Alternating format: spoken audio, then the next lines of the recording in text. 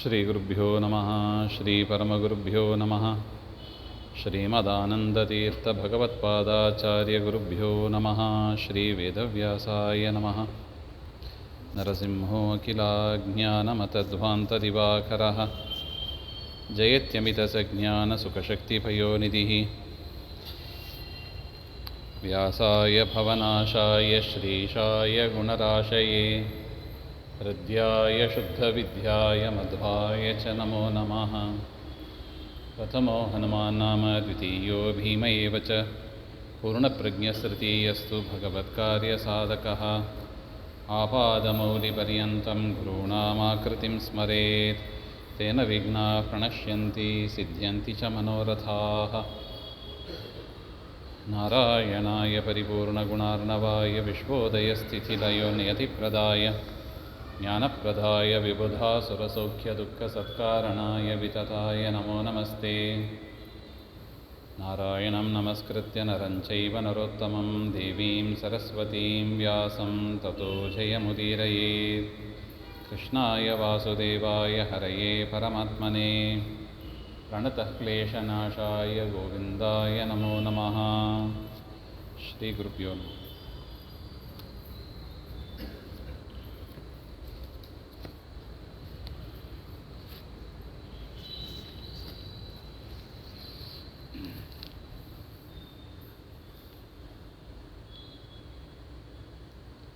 ನಮಗೆ ಮೋಕ್ಷ ಆಗೋದು ಕರ್ಮದಿಂದಲೋ ಜ್ಞಾನದಿಂದಲೋ ಎನ್ನುವ ಒಂದು ಪ್ರಶ್ನೆಗೆ ವಸುರಾಜ ಮತ್ತು ರೈಭ್ಯ ಋಷಿಗಳು ಇಬ್ಬರೂ ಕೂಡ ಬೃಹಸ್ಪತಿ ಆಚಾರ್ಯರ ಹತ್ರ ಹೋಗಿ ಈ ಪ್ರಶ್ನೆಯನ್ನು ಮಾಡಿದಾಗ ಪರಮಾತ್ಮನೇ ಎಲ್ಲವನ್ನೂ ಮಾಡ್ತಾನೆ. ಸತ್ಕರ್ಮ ಆಗಲಿ ಅಸತ್ಕರ್ಮ ಆಗಲಿ ಅವನೊಬ್ಬನೇ ಸ್ವತಂತ್ರ ಕರ್ತ, ಅವನೇ ನಮ್ಮ ಒಳಗಿದ್ದು ಎಲ್ಲ ಕೆಲಸಗಳನ್ನು ಮಾಡುತ್ತಾನೆ. ಅದರಿಂದ ಪ್ರತಿಯೊಂದು ಕರ್ಮವನ್ನು ನಾವು ಮಾಡಿ ದೇವರಿಗೆ ಸಮರ್ಪಣೆಯನ್ನು ಮಾಡಬೇಕು. ಆ ಎಚ್ಚರ ನಮ್ಮಲ್ಲಿ ಇರಬೇಕು. ಆ ಜ್ಞಾನ, ಅವನೇ ಸರ್ವೋತ್ತಮ, ಅವನೇ ಮಾಡಿಸ್ತಾನೆ, ಅವನೇ ಸ್ವತಂತ್ರ ಎನ್ನುವ ಜ್ಞಾನ ನಮ್ಮಲ್ಲಿ ಇರಬೇಕು. ಉಳಿದ ಕರ್ಮ, ವಿಹಿತ ಕರ್ಮ, ವರ್ಣಾಶ್ರಮ ವಿಹಿತ ಕರ್ಮ ಏನಿದೆ ಅದನ್ನು ಮಾಡಿ ಅದನ್ನು ಸಮರ್ಪಣೆ ಮಾಡಬೇಕು ಅಂತ ಹೇಳಿದಾಗ ಬಸವರಾಜನು ಅದೇ ರೀತಿಯಾಗಿ ಮಾಡಿ ಪುಂಡರೀಕಾಕ್ಷ ಸ್ತೋತ್ರ ಅಂತ ಅದನ್ನು ಜಪ ಮಾಡಿ ಪುಷ್ಕರ ತೀರ್ಥದಲ್ಲಿ ಅವನು ಪರಮಾತ್ಮನಲ್ಲಿ ಲಯವನ್ನು ಹೊಂದಿದ, ಅಂದರೆ ಮೋಕ್ಷವನ್ನು ಪಡೆದ ಹಾಗೆ ಅಂತ ನಾವು ನೋಡಿದಾಗ ಧರಣೀದೇವಿ ಪ್ರಾರ್ಥನೆ ಮಾಡ್ತಾ ಇದ್ದಾರಂತೆ. ಪುಂಡರೀಕಾಕ್ಷ ಪಾರಂತು ಸ್ತೋತ್ರಂ ದೇವಂ ಕಥಂ ಸ್ಮೃತಂ ಕೀದೃಶಂ ತನ್ಮಮಾಚಕ್ಷ್ವ ಪರಮೇಶ್ವರ ತತ್ವತಃ. ಅದೇನು ಸ್ವಾಮಿ ಪುಂಡರೀಕಾಕ್ಷ ಸ್ತೋತ್ರ, ಅದನ್ನು ನಮಗೆ ತಿಳಿಸಿಕೊಡಿ, ಉಪದೇಶ ಮಾಡಿ ಅಂತ ಪ್ರಾರ್ಥನೆ ಮಾಡಿದಾಗ ವರಾಹದೇವರು ಹೇಳ್ತಾರೆ, ನಮಸ್ತೆ ಪುಂಡರೀಕಾಕ್ಷ, ನಮಸ್ತೆ ಮಧುಸೂದನ, ನಮಸ್ತೆ ಸರ್ವಲೋಕೇಶ, ನಮಸ್ತೆ ತಿಗ್ಮಚಕ್ರಿಣೇ. ಪುಂಡರೀಕಾಕ್ಷ, ಪುಂಡರೀಕ ಅಂದರೆ ಕಮಲ, ಕಮಲದಂಥ ಕಣ್ಣುಗಳು ಉಳ್ಳವ ಅಂತ ಅರ್ಥ. ನಮಸ್ತೆ ಮಧುಸೂದನ, ಹೇ ಮಧುಸೂದನ, ಮಧು ನಾಮಕ ದೈತ್ಯನನ್ನು ಸೂದನ ಅಂದರೆ ನಾಶ ಮಾಡಿದವನೇ ನಿನಗೆ ನಮಸ್ಕಾರ. ಸರ್ವಲೋಕೇಶ, ಇಡೀ ಲೋಕದ ಒಡೆಯನಾಗಿದ್ದಿ. ತಿಗ್ಮಚಕ್ರಿಣೇ, ತೀಕ್ಷ್ಣವಾದ ಚಕ್ರ, ದೇವರ ಸುದರ್ಶನ ಚಕ್ರ, ಅದರ ಹಲ್ಲುಗಳು 1000 ಆರಗಳು ಇರುತ್ತವೆ, ತೀಕ್ಷ್ಣವಾದದ್ದು ಅಂತ. ವಿಶ್ವಮೂರ್ತಿಂ ಮಹಾಬಾಹುಂ ವರದಂ ಸರ್ವತೇಜಸಂ ನಮಾಮಿ ಪುಂಡರೀಕಾಕ್ಷಂ ವಿದ್ಯಾ ಅವಿದ್ಯಾತ್ಮಕಂ ವಿಭುಂ. ಎಷ್ಟು ಚೆನ್ನಾಗಿದೆ ನೋಡಿ ಪದ. ನೀನು ಏನಾಗಿದ್ದಿ ಪುಂಡರೀಕಾಕ್ಷ, ನೀನು ವಿದ್ಯಾ ಅವಿದ್ಯಾತ್ಮಕ, ವಿದ್ಯೆಯೂ ನೀನೇ ಅವಿದ್ಯೆಯೂ ನೀನೇ ಹಾಗೆ ಅಂತ. ಕೇಳಿಸ್ತಾ ಇದೆಯಾ? ವಿದ್ಯೆಯೂ ನೀನೇ ಅವಿದ್ಯೆಯೂ ನೀನೇ ಹಾಗೆ.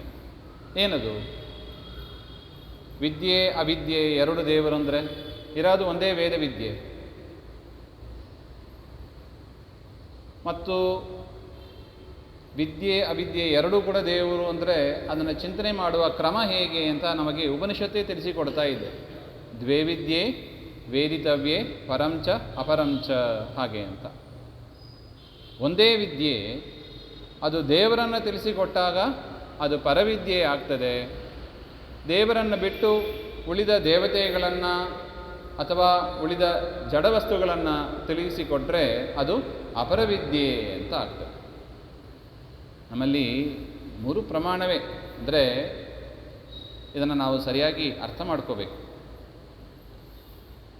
ವಿದ್ಯಾ ಅವಿದ್ಯಾತ್ಮಕಂ ವಿಭುಂ ಹಾಗೆ ಅಂತ.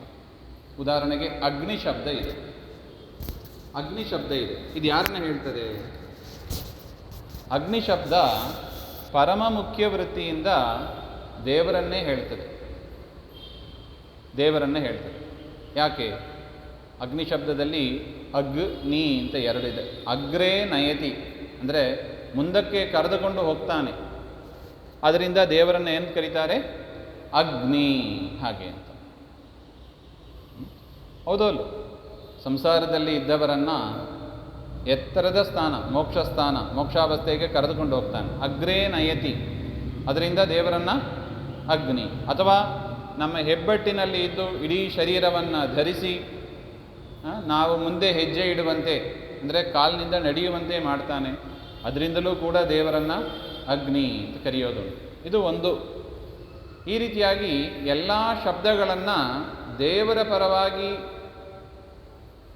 ವ್ಯಾಖ್ಯಾನ ಮಾಡಬೇಕು ಹಾಗೆ ಅಂತ ತಿಳಿಸಿಕೊಡೋದಕ್ಕೆ ಹೊರಟದ್ದೇ ಬ್ರಹ್ಮಸೂತ್ರ, ಉತ್ತರ ಮೀಮಾಂಸಾ ಶಾಸ್ತ್ರ ಅಂತ ಕರೀತಾರೆ. ಎಲ್ಲ ಶಬ್ದಗಳು, ಲೌಕಿಕ ವೈದಿಕ ಶಬ್ದಗಳು, ಧ್ವನಿಗಳು ಎಲ್ಲವೂ ಕೂಡ ಯಾರನ್ನು ಹೇಳ್ತದೆ? ದೇವರನ್ನೇ ಹೇಳ್ತದೆ ಪರಮ ಮುಖ್ಯ ವೃತ್ತಿಯಿಂದ. ಅದೇ ರೀತಿಯಾಗಿ ದೈವಿ ಮೀಮಾಂಸಾ ಅಂತ ಇನ್ನೊಂದು ಶಾಸ್ತ್ರ ಇದೆ. ದೈವಿ ಮೀಮಾಂಸಾ ಪೈಲರು ರಚನೆ ಮಾಡಿದ್ದು, ವೇದವ್ಯಾಸರ ಶಿಷ್ಯರು. ಸ್ವತಃ ಬ್ರಹ್ಮಸೂತ್ರವನ್ನು ವೇದವ್ಯಾಸರೇ ರಚನೆ ಮಾಡಿದ್ದಾರೆ. ಬ್ರಹ್ಮಸೂತ್ರವನ್ನು ರಚನೆ ಮಾಡಿ ಎಲ್ಲ ವೇದಗಳಲ್ಲಿ ಬರುವ ಶಬ್ದಗಳು, ಲೌಕಿಕದಲ್ಲಿ ವ್ಯವಹಾರದಲ್ಲಿ ಇರುವ ಶಬ್ದಗಳು ಅದು ದೇವರನ್ನೇ ಹೇಳುತ್ತದೆ ಅಂತ ಹೇಗೆ ವ್ಯಾಖ್ಯಾನ ಮಾಡಬೇಕು ಅಂತ ತಿಳಿಸಿಕೊಟ್ಟದ್ದು ಬ್ರಹ್ಮಸೂತ್ರದ ಮೂಲಕ ವೇದವ್ಯಾಸರು ಸ್ವತಃ ಮಾಡಿದ್ದಾರೆ. ಇನ್ನು ಉಳಿದ ದೈವಿ ಮೀಮಾಂಸಾ ಮತ್ತು ಕರ್ಮ ಮೀಮಾಂಸಾ ಅಂತ ಇನ್ನೂ 2 ಶಾಸ್ತ್ರ ಇದೆ. ಅದು ಕೂಡ ವೇದಕ್ಕೆ ಹೇಗೆ ವ್ಯಾಖ್ಯಾನ ಮಾಡಬೇಕು ಅಂತಲೇ ಹೊರಟಿರೋದು. ಒಟ್ಟು ವೇದಕ್ಕೆ ಹೇಗೆ ವ್ಯಾಖ್ಯಾನ ಮಾಡಬೇಕು ಅಂತ ಎಷ್ಟು ಶಾಸ್ತ್ರ ಹೊರಟಿದೆ? 3 ಶಾಸ್ತ್ರ. ಒಂದು ಬ್ರಹ್ಮಸೂತ್ರ, ಒಂದು ದೈವಿ ಮೀಮಾಂಸಾ ಸೂತ್ರ, ಇನ್ನೊಂದು ಕರ್ಮ ಮೀಮಾಂಸಾ ಸೂತ್ರ. ದೈವಿ ಮೀಮಾಂಸಾ ಏನು ಹೇಳ್ತದೆ ಹಾಗೆಂದರೆ ವೇದದಲ್ಲಿ ಇರುವ ಪದಗಳು ದೇವತೆಗಳನ್ನು ಹೇಳ್ತದೆ. ಉದಾಹರಣೆಗೆ ಅಗ್ನಿ ಶಬ್ದ ತೆಗೆದುಕೊಂಡ್ರೆ ಅಗ್ನಿ ದೇವತೆಯನ್ನು ಹೇಳ್ತದೆ ಹಾಗೆ. ಇನ್ನು ಕರ್ಮ ಮೀಮಾಂಸಾ ತೆಗೆದುಕೊಂಡ್ರೆ ಅಗ್ನಿ ಎನ್ನುವ ಶಬ್ದ ಯಾರನ್ನು ಹೇಳ್ತದೆ? ಅಗ್ನಿ ಜಡಭೂತವಾದ ಅಗ್ನಿಯನ್ನು ಅಷ್ಟೇ ಹೇಳ್ತದೆ. ಅಡುಗೆ ಮನೆಯಲ್ಲಿ ಇದಲ್ಲ ಅಗ್ನಿ, ಅಥವಾ ಯಜ್ಞಶಾಲೆಯಲ್ಲಿ ಇರುತ್ತಲ್ವ ಆ ಅಗ್ನಿಯನ್ನು ಹೇಳ್ತದೆ. ನೋಡಿ, ಒಂದೇ ಶಬ್ದ ಅಗ್ನಿ ಎನ್ನುವ ಶಬ್ದ ಅದು ವೇದದಲ್ಲಿ ಇರೋದೆ. ಸೋರ್ಸ್ ಯಾವುದು? ವೇದವೇ. ಅದರ ವ್ಯಾಖ್ಯಾನ ಮಾತ್ರ ಎಷ್ಟಾಯಿತು? 3 ಆಯಿತು. ಬ್ರಹ್ಮಸೂತ್ರದ ಪ್ರಕಾರ ಒಂದರ್ಥ, ದೈವಿ ಮೀಮಾಂಸಾ ಸೂತ್ರದ ಪ್ರಕಾರ ಒಂದರ್ಥ, ಕರ್ಮ ಮೀಮಾಂಸಾ ಜೈಮಿನಿ ಋಷಿಗಳು ಮಾಡಿದ್ದು ಅದರ ಪ್ರಕಾರ ಒಂದರ್ಥ ಅಂತ ಇಡೀ ಒಂದು ವೇದಕ್ಕೆ 3 ರೀತಿಯಾಗಿ ಅರ್ಥ ಮಾಡಿ, 3 ಕೂಡ ಏನು? ಪ್ರಮಾಣವೇ. 3 ಪ್ರಮಾಣವೇ. ಆದರೆ ಸುಪೀರಿಯರ್ ಮೀನಿಂಗ್ ಯಾವುದು ಇದರಲ್ಲಿ? ಯಾವಾಗ ಶಬ್ದ ದೇವರನ್ನು ಹೇಳ್ತದೋ ಆಗ ಅದು ಪರವಿದ್ಯೆ ಅಂತ ಆಗ್ತದೆ. ಅದು ಪರವಿದ್ಯೆ. ಪಲಿಮಾರು ಮಠದಲ್ಲಿ ಒಂದು ಬಿರುದು ಕೊಡ್ತಾರೆ, ಪಂಡಿತರಿಗೆಲ್ಲ ಒಂದು ಬಿರುದು. ಏನು ಅಂತ? ಪರವಿದ್ಯಾ ಪ್ರವೀಣರು ಅಂತ ಒಂದು ಬಿರುದು ಕೊಡ್ತಾರೆ. ಬ್ರಹ್ಮಸೂತ್ರಕ್ಕೆ ಏನು ಹೆಸರು? ಪರವಿದ್ಯೆ ಅಂತ ಹೆಸರು. ಅದನ್ನು ಚೆನ್ನಾಗಿ ಅಧ್ಯಯನ ಮಾಡಿದವರಿಗೆ ಕೊಡುವ ಬಿರುದು. ಅದನ್ನು ಯಾಕೆ ಪರವಿದ್ಯೆ ಅಂತ ಕರೀತಾರೆ? ಪರ ಅಂದರೆ ಯಾರು? ಪರಮಾತ್ಮ. ಪರಮಾತ್ಮನನ್ನು ತಿಳಿಸಿಕೊಡುತ್ತದೆ, ಅದರಿಂದ ಅದು ಪರವಿದ್ಯೆ. ಯಾವಾಗ ವೇದವಾಕ್ಯಗಳು ಪರಮಾತ್ಮನನ್ನು ತಿಳಿಸಿಕೊಡುತ್ತದೋ ಆಗ ಅದು ಪರವಿದ್ಯೆ. ಪರಮಾತ್ಮನನ್ನು ಬಿಟ್ಟು ಉಳಿದ ಜೀವರನ್ನೋ ಅಥವಾ ಜಡವನ್ನೋ ತಿಳಿಸಿಕೊಟ್ರೆ ಅದು ಅಪರವಿದ್ಯೆ. ಸೊ ಅದನ್ನು ಹೇಳ್ತಾ ಇದ್ದಾರೆ, ವಿದ್ಯಾ ಅವಿದ್ಯಾತ್ಮಕಂ ವಿಭುಂ. ನೋಡಿ ಎಷ್ಟು ಚೆನ್ನಾಗಿದೆ ನೋಡಿ. ಪರಮಾತ್ಮ ಎರಡಕ್ಕೂ ಕೂಡ ನೀನೆ. ಈಗ ಅಗ್ನಿ ದೇವತೆ ಒಳಗಿದ್ದು ಪರಮಾತ್ಮ ಯಾವ ರೂಪದಿಂದ ಇದ್ದಾನೆ? ಅಗ್ನಿ ರೂಪದಲ್ಲೇ ಇದ್ದಾನೆ. ನಮಗೆ ಗೊತ್ತಾಗೋದಿಲ್ಲ ಅಷ್ಟೇ. ಅದೇ ರೀತಿಯಾಗಿ ಈ ಜಡಭೂತವಾದ ಅಗ್ನಿ, ಯಜ್ಞಶಾಲೆಯಲ್ಲಿ ಅಡಿಗೆ ಮನೆಯಲ್ಲಿ ಕಾಣುವ ಅಗ್ನಿ, ಅದರಲ್ಲಿ ಯಾರಿದ್ದಾರೆ? ಅಗ್ನಿ ದೇವತೆಯೂ ಇದ್ದಾರೆ. ಅವರ ನಿಯಾಮಕನಾಗಿ ಪರಮಾತ್ಮನು ಅಗ್ನಿ ರೂಪದಿಂದ ಇದ್ದಾನೆ. ಇಷ್ಟು ನಾವು ತಿಳಿಬೇಕು. ಅದರಿಂದ ಒಂದು ಅಗ್ನಿಯನ್ನು ನೋಡಿದ ಕೂಡಲೇ ಆ ಶಬ್ದ ಇರ್ಬೋದು, ಆ ರೂಪ ಇರ್ಬೋದು, ನಮಗೆ ಯಾರು ನೆನಪಾಗಬೇಕು? ಪರಮಾತ್ಮನೇ ನೆನಪಾದರೆ ಸರಿಯಾಗಿ ವಿದ್ಯೆಯನ್ನು ಕಲಿತು ಪರವಿದ್ಯಾ ಪ್ರವೀಣರು ಅಂತ ನಾವು ಕೂಡ ಬಿರುದು ಪಡೀಬೋದು. ಇಲ್ಲದಿದ್ದರೆ ಅವಿದ್ಯೆನೇ. ದೇವರನ್ನು ತಿಳಿದಿಲ್ಲ, ದೇವರನ್ನು ಅರ್ಥ ಮಾಡಿಕೊಂಡಿಲ್ಲ ಹಾಗೆಂದರೆ ಅದು ಅವಿದ್ಯೆನೇ, ಅದು ಅಜ್ಞಾನವೇ. ಅದರಿಂದ ವಿದ್ಯೆ ಅದು ಮುಟ್ಟೋದು ಯಾವಾಗ? ದೇವರ ಜ್ಞಾನ ಬಂದಾಗ ಅದು ವಿದ್ಯೆ ಅಂತ ಅನಿಸ್ಕೊಳ್ತದೆ. ದೇವರನ್ನು ತಿಳಿಸಿಕೊಟ್ಟಾಗ ಅದು ವಿದ್ಯೆ, ದೇವರನ್ನು ತಿಳಿಸಿಕೊಟ್ಟಿಲ್ಲ ಅದು ಅವಿದ್ಯೆನೇ. ಅದರಿಂದ ವಿದ್ಯಾ ಅವಿದ್ಯಾತ್ಮಕಂ ವಿಭುಂ ಅಂತ ಪರಮಾತ್ಮ ನೀನು ಹಾಗೆ. ಅದರಿಂದ ಅವಿದ್ಯೆಯಲ್ಲೂ ಕೂಡ ಯಾರಿದ್ದಾನೆ? ದೇವರೇ ಇದ್ದಾನೆ. ಆದರೆ ನಮಗೆ ಗೊತ್ತಾಗೋದಿಲ್ಲ ಅಷ್ಟೇ. ಜ್ಞಾನಿಗಳಿಗೆ ಗೊತ್ತಾಗ್ತದೆ, ಅಜ್ಞಾನಿಗಳಿಗೆ ಜಡಭೂತವಾದ ಅಗ್ನಿಯಲ್ಲೂ ಅಗ್ನಿ ದೇವತೆಯಲ್ಲೂ ಸ್ವತಂತ್ರವಾಗಿ ಇದ್ದು ಆ ದಾಹಕ ಶಕ್ತಿ, ಸುಡುವ ಶಕ್ತಿಯನ್ನು ಕೊಡೋದು ಯಾರು? ಪರಮಾತ್ಮನೇ. ಜ್ಞಾನಿಗಳಿಗೆ ಗೊತ್ತಾಗ್ತದೆ, ಅಜ್ಞಾನಿಗಳಿಗೆ ಏನೋ ಬರೀ ಒಲೆ ಹಚ್ತೀವಿ, ಅಡಿಗೆ ಆಯಿತು ಹಾಗೆ ಅಂತ ದೇವರ ವ್ಯಾಪಾರ ಅದನ್ನು ತಿಳಿಯೋದಿಲ್ಲ. ಅದರಿಂದ ಮತ್ತೆ ಸಂಸಾರದಲ್ಲಿ ಹುಟ್ಟಿ ಹುಟ್ಟಿ ಹುಟ್ಟಿ ಹುಟ್ಟಿ ಬರ್ತೀವಿ ಅಷ್ಟೆ. ವಿದ್ಯಾ ವಿದ್ಯಾತ್ಮಕಂ ವಿಭು ಆದಿದೇವಂ ಮಹಾದೇವಂ ವೇದ ವೇದಾಂಗ ಪಾರಗಂ ಗಂಭೀರಂ ಸರ್ವದೇವಾನಾಂ ನಮಾಮಿ ಮಧುಸೂದನಂ.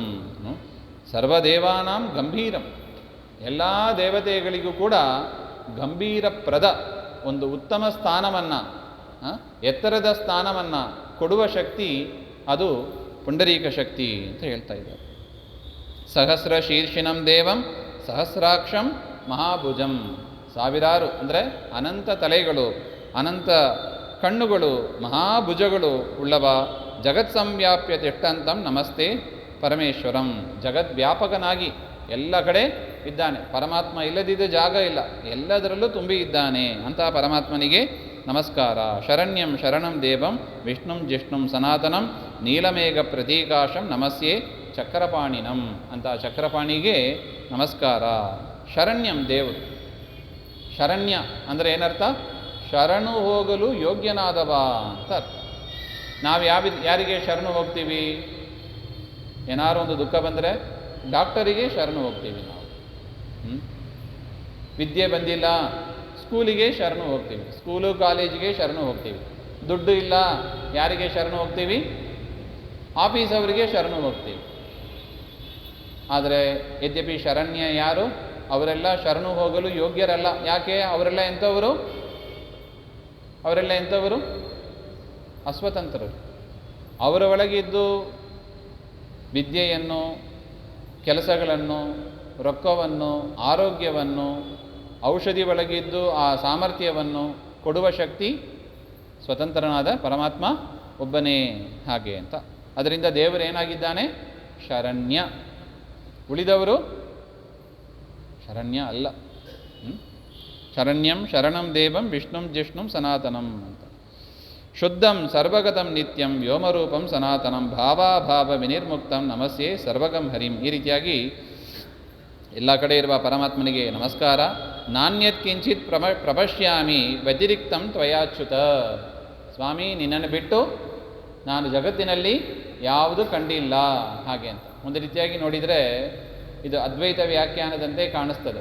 ಸರ್ವಂ ಖಲು ಇದಂ ಬ್ರಹ್ಮ ಅಂತ ಒಂದು ವೇದವಾಕ್ಯ ಇದೆ. ಇದೆಲ್ಲ ಯಾವುದು?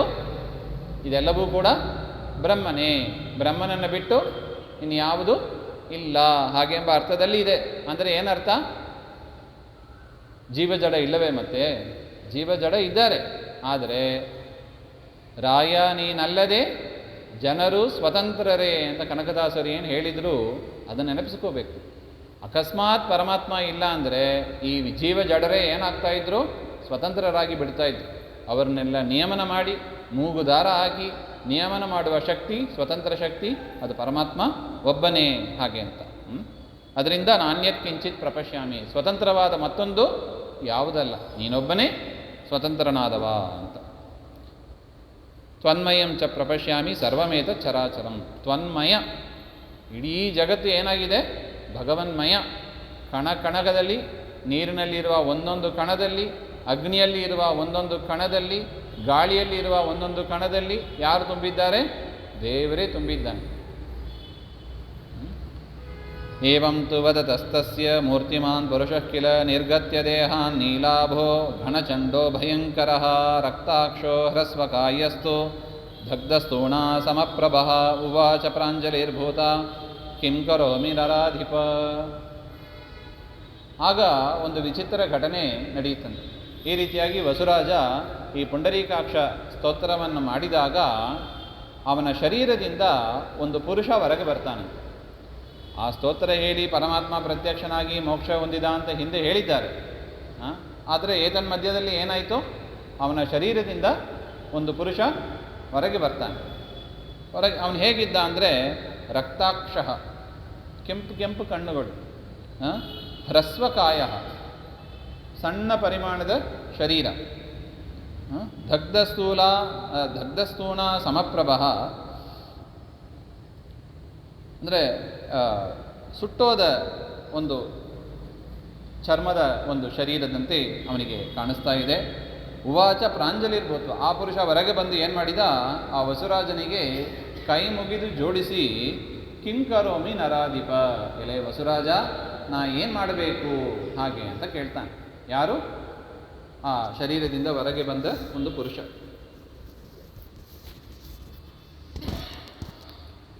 ಅವನು ಹೇಗಿದ್ದ? ಭಯಂಕರವಾಗಿದ್ದ ಅಂತ ಅದು ಹೇಳ್ತಾರೆ. ಭಯಂಕರನಾಗಿದ್ದ ಅವನು ಹಾಗೆ. ಕಿಂ ಕರೋಮಿ, ರಾಜನು ಕೇಳ್ತಾನೆ. ಅವನಿಗೆ ಆಶ್ಚರ್ಯ ಆಗೋಯ್ತು. ಇದ್ದಕ್ಕಿದ್ದಾಗಿ ಶರೀರದಿಂದ ಒಂದು ಪುರುಷ ಬಂದರೆ ಏನು ಮಾಡಬೇಕು? ಏನು ಭೂತ ಪ್ರೇತ ಪಿಶಾಚನ ಏನು ಬಂತೋ ಏನು ಹಾಗೆ ಅಂತ ಹೆದರ್ಕೊಂಡ್ಬಿಟ್ಟ. ಅವನು ಕೇಳ್ತಾ ಇದ್ದಾನೆ, ನಾನೇನೋ ದೇವರನ್ನು ಸ್ತೋತ್ರ ಮಾಡಿದಪ್ಪ, ನೀನು ಯಾಕೆ ಹೊರಗೆ ಬಂದಿ? ಯಾರು ನೀನು? ಕೋಸಿ ಕಿಂ ಕಾರ್ಯಂ ಇಹತೆ, ನಿನಗೇನು ಕೆಲಸ ಇಲ್ಲಿ? ಕಸ್ಮಾತ್ ಆಗತವಾನಸಿ, ಎಲ್ಲಿಂದ ನೀನು ಬರ್ತಾ ಇದ್ದಿ? ಏನು ವಿಚಾರ ನಿಂದು? ಹಾಗೆ ಏತನ್ಮೇ ಕಥೆಯ ವ್ಯಾಧ. ಅವನು ನೋಡಿದ ಕೂಡಲೇ ಗೊತ್ತಾಯಿತು ಯಾರವನು. ವ್ಯಾಧ. ವ್ಯಾಧ ಅಂದರೆ ಬೇಟೆಗಾರರು, ಬೇಟೆ ಮಾಡುವರು. ಏತದಿಚ್ಛಾಮಿ ವೇದಿತುಂ, ಇದನ್ನು ತಿಳಿಯಲು ಇಚ್ಛೆ ಪಡ್ತೇನೆ.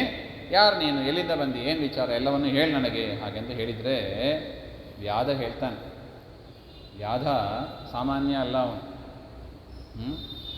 ಈ ವಸುರಾಜ ಹಿಂದಿನ ಜನ್ಮದಲ್ಲಿ ಏನಿದ್ದಾನೆ ಆಗಿಂದ ದೇಹದಲ್ಲಿ ಅಂಟುಕೊಂಡಿದ್ದಾನೆ ಅಂತ ಅವನು ಅದನ್ನು ಹೇಳ್ತಾ ಇದ್ದಾನೆ. ಪೂರ್ವಂ ಕಲಿಯುಗೆ ರಾಜನ್ ರಾಜಾತ್ವಂ ದಕ್ಷಿಣಾಪತೆ ಪೂರ್ಣಧರ್ಮೋದ್ಭವ ಶ್ರೀಮಾನ್ ಜನಸ್ಥಾನೇ ವಿಚಕ್ಷಣ. ನೀನೇನು ಮಾಡಿದಿ? ಹಿಂದೆ ಕಲಿಯುಗದಲ್ಲಿ ನೀನು ರಾಜನಾಗಿದ್ದಿ, ಕಲಿಯುಗದ ರಾಜ ನೀನು ಹಿಂದೆ. ದಕ್ಷಿಣಾಪತೆ, ದಕ್ಷಿಣಾಪಥ ಅಂತ ಒಂದು ಜನಸ್ಥಾನ, ಕಂಟೋನ್ಮೆಂಟ್ ಏರಿಯಾ, ಅಲ್ಲಿ ಪೂರ್ವಧರ್ಮ ಅಂತ, ಪೂರ್ಣಧರ್ಮ ಅಂತ ಒಂದು ಕುಲ. ಪೂರ್ಣಧರ್ಮ ಎನ್ನುವ ಕುಲದಲ್ಲಿ ನೀನು ಹುಟ್ಟಿದವನಾಗಿದ್ದಿ. ನೀನೇನು ಮಾಡಿದಿ? ಭವಾನ್ ವೀರತುರಗೈ ಪರಿವಾರಿತಃ ಅರಣ್ಯಂ ಆಗತಃ. ಒಂದು ಸಲ ನೀನು ಅರಣ್ಯಕ್ಕೆ ಬಂದಿದ್ದು. ಯಾತಕ್ಕೆ? ಬೇಟೆಯಾಡೋದಕ್ಕೆ. ಮೃಗವೇಷ ಧರೋ ಮುನಿಹಿ. ಆಗ ಒಂದು ಜಿಂಕೆ ರೂಪದಲ್ಲಿ ಮುನಿಗಳು ಇದ್ದರು. ಮುನಿಗಳು ಯಾವ ರೂಪದಲ್ಲಿ ಇದ್ದರು? ಜಿಂಕೆಯ ವೇಷದಲ್ಲಿ. ಅವರಿಗೆ ಸಾಮರ್ಥ್ಯ ಇರುತ್ತದೆ, ಯೋಗ ಸಾಮರ್ಥ್ಯದಿಂದ ಅವರು ಜಿಂಕೆಯಾಗಿದ್ದು ತಪಸ್ಸು ಮಾಡ್ತಾ ಇದ್ದಾರೆ. ಆ ರೀತಿಯಾಗಿ ಇರುವಾಗ ನೀನೇನು ಮಾಡಿದೀಯ? ಅವ್ರ ಮೇಲೆ ಬಾಣವನ್ನೇ ಬಿಟ್ಟು ಯಾವುದೋ ಜಿಂಕೆ ಅಂತ ತಿಳಿದು, ನಿಜವಾದ ಜಿಂಕೆ ಅಂತ ತಿಳಿದು ಅವ್ರ ಮೇಲೆ ನೀನು ಬಾಣವನ್ನು ಬಿಟ್ಟು. ದಂಡಯುಗ್ಮೇನ ದೂರೇದು ಪಾತಿತೋ ಧರಣೀದಲೆ, ದೂರ ಹೋಗಿ ಬಿದ್ದರಂಥವ್ರು ಯಾರು? ಆ ಮುನಿಗಳು. ಸದ್ಯೋ ಮೃತಶ್ಚ ವಿಪ್ರೇಂದ್ರ ತ್ವಂಚರಾಜನ್ ಮುದಾಯುತ. ಕೂಡಲೇ ಅವರು ದೇಹತ್ಯಾಗವನ್ನು ಮಾಡಿಬಿಟ್ರು. ಆ ಋಷಿಗಳು ಅಲ್ಲೇ ಸತ್ತೋದು, ದೇಹ ಬಿಟ್ಟರು. ಆದರೆ ನೀನೇನು ತಿಳ್ಕೊಂಡು ಭಾರೀ ಸಂತೋಷದಿಂದ ಹರಿನೋಯಂ ಹತಃ, ಹರಿನೋಯಂ, ಜಿಂಕೆಯನ್ನು ನಾನು ಸಂಹಾರ ಮಾಡಿಬಿಟ್ಟೆ ಹಾಗೆ ಅಂತ ನೀನು ಕುಣಿದಾಡ್ತಾ ಇದ್ದೀನಿ. ನೀನು ಸಂಹಾರ ಮಾಡಿದ್ದು ಯಾರನ್ನು? ಋಷಿಗಳನ್ನು. ಅದು ನಿನಗೆ ಗೊತ್ತೇ ಇಲ್ಲ. ಆಮೇಲೆ ನಿನಗೆ ಗೊತ್ತಾಯಿತು. ತಂ ದೃಷ್ಟ್ವಾ ತ್ವಂ ಮಹಾರಾಜ ಕ್ಷುಭಿತೇಂದ್ರಿಯ ಮಾನಸ ಘೃತಂ ಗತಸ್ತತೋ ಅನ್ಯಸ್ಯ ಕಸ್ಯಚಿತ್ ಕಥಿತಂ ತ್ವಯಾ. ನೀನು ಪಾಡಿಗೆ ಮನೆಗೆ ಬಂದುಬಿಟ್ಟು ಯಾವುದೋ ಒಂದು ಮೃಗವನ್ನು ಬೇಟೆಯಾಡಿದೆ ಅಂತ ಮನೆಗೆ ಬಂದು. ಆದರೆ ನೀನು ಮನೆಗೆ ಬಂದ ಮೇಲೆ ಸ್ವಲ್ಪ ಹೊತ್ತು ಆದಮೇಲೆ ಯಾರೋ ಬಂದು ಹೇಳಿದರು, ಏನಂತ?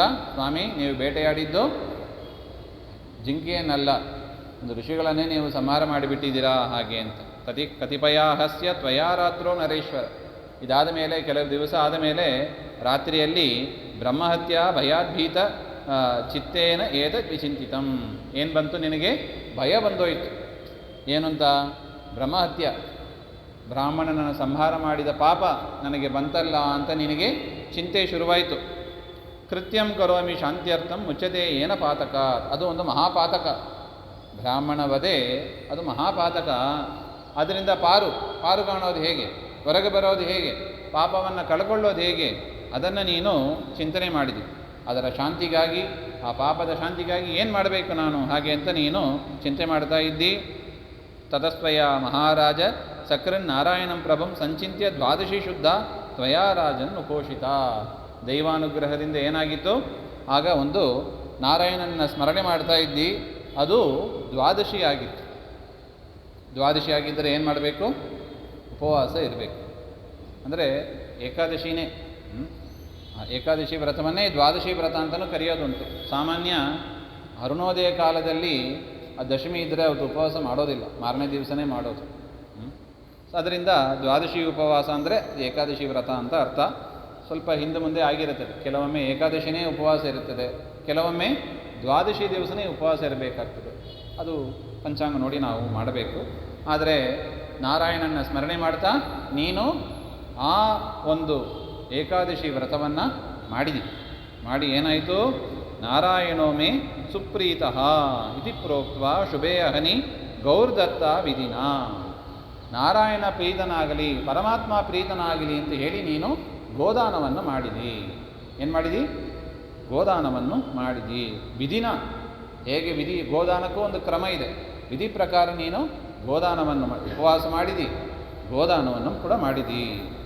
ಮಾಡಿದಾಗ ಏನಾಯಿತು? ಸದ್ಯೋ ಮೃತಃ. ಅವತ್ತೇ ನೀನು ದೇಹವನ್ನು ಕೂಡ ಬಿಟ್ಟಿ, ಅವತ್ತೇ ನೀನು ಸತ್ತೋದಿ ಅಂತ. ಯಾರು ಹೇಳೋದು? ಆ ವ್ಯಾದ ಯಾರ ಹತ್ರ? ವಸುರಾಜನ ಹತ್ರ ಹೇಳುವ ವಿಚಾರ ಇದು. ಹಿಂದಿನ ಜನ್ಮದ ವಿಚಾರ ಇದು. ನೋಡಿ, ಒಳ್ಳೆ ಭಕ್ತ ಪರಮಾತ್ಮನ ಸ್ಮರಣೆ ಮಾಡ್ತಾ ಇದ್ದಾನೆ. ದ್ವಾದಶಿ ದಿನ ಗೋದಾನವನ್ನು ವಿಧಿ ಪ್ರಕಾರ ಮಾಡಿದ್ದಾನೆ. ಮಾಡಿ ಅವನು ದೇಹವನ್ನು ಯಾತಕ್ಕಾಗಿ ಮಾಡಿದ್ದು? ಬ್ರಹ್ಮಹತ್ಯಾ ಪಾಪ ಹೋಗಬೇಕು ಹಾಗೆ ಅಂತ. ಅಭುಕ್ತೋ ದ್ವಾದಶಿ ಧರ್ಮೇ ಯತ್ತತ್ರಾಪಿ ಚ ಕಾರಣಂ ಕಥಯಾಮಿ ಭವತ್ಪತ್ನಿ ನಾಮ್ನಾ ನಾರಾಯಣಿ ಶುಭ ಕಂಠಗೇನ ಪ್ರಾಣೇನ. ಪ್ರಾಣ ಬಿಡುವಾಗ ನಿನ್ನ ಕುತ್ತಿಗೆ ಹತ್ರ ಪ್ರಾಣ ಬಂತು. ಅದು ಪ್ರಾಣ ಹೋಗುವ ಕ್ರಮನೇ ಹಾಗೆ. ಯಾವುದೋ ಒಂದು ದ್ವಾರದಿಂದ ಹೊರಗೆ ಬರ್ತದೆ. ಕಂಠದಲ್ಲಿ ಪ್ರಾಣ ಇರುವಾಗ ನಿನ್ನ ಹೆಂಡತಿ ಹೆಸರು ನಾರಾಯಣಿ ಅಂತ ಇತ್ತು. ಅವಳನ್ನು ಕರೆದಿ ನಾರಾಯಣಿ ಹಾಗೆ. ಆಗ ಆ ನಾರಾಯಣನ ಸ್ಮರಣೆ ಬಂದೋಯ್ತು.